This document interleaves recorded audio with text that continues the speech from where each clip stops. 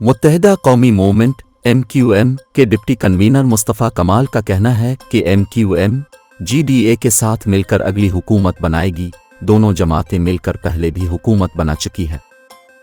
کراچی میں تقریب سے خطاب کرتے ہوئے مصطفیٰ کمال نے کہا کہ بار بار قرض لے کر ہم پاکستان کو نہیں چلا سکتے، اگر سندھ نہیں چلے گا تو پاکستان نہیں چلے گا۔ انہوں نے کہا کہ انتخابات سے پہلے نگراں حکومت کی بیوروکریسی کو غیر جانبدار نظر آنا چاہیے۔ انہوں نے مزید کہا کہ الیکشن آزادانہ اور شفاف دکھنے بھی چاہیے، ایسا بندہ لائیں جس کا جھکاؤ کسی پارٹی کی جانب نہ ہو۔ GDA کے رہنما صفدر عباسی نے بھی کہا کہ جب تک نئی حلقہ بندیاں نہیں ہوں گی مسائل حل نہیں ہو سکتے۔ ہم چاہتے ہیں صاف و شفاف انتخابات ہوں۔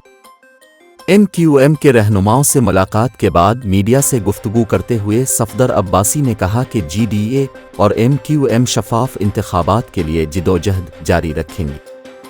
ان کا کہنا تھا کہ جو نگراں حکومت بنی ہماری رضامندی سے بنی، ہم چاہتے ہیں صاف و شفاف انتخابات ہوں۔ ان کا مزید کہنا تھا کہ حیدرآباد، سکھر، لاڑکانہ اور میرپور خاص کی آبادی میں کمی ہوئی ہے۔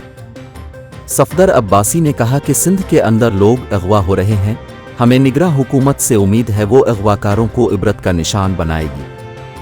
انہوں نے کہا کہ MQM سے آئندہ ہونے والے ہر احتجاج میں شامل ہونے کی درخواست ہے، کل کے دھرنے میں بھی MQM شامل ہو، ہم آگے ایک مشترکہ لائحہ عمل اپنائیں گے۔